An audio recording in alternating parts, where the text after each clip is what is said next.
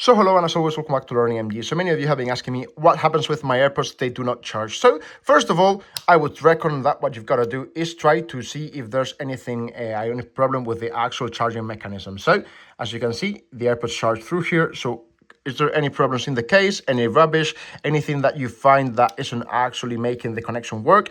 Then if it doesn't work, remember you've got USB-C charging, but you've also got wireless charging in case it's a port that doesn't work.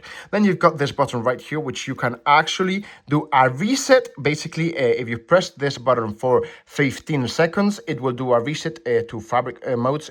This basically means that you will have your actual AirPods restored, and you have to reconnect it with the actual iPhone. Next step in the actual game would be to try and actually make sure that they are connected to your actual iPhone. Why is this? Well, the AirPods download the latest software if they are connected to an iPad or an iPhone.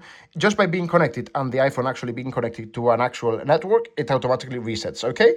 Now, these would be the main steps I would do if you've got any problems with your AirPods. If you've got any questions, just leave it down in the comments below, and thank you very much for watching.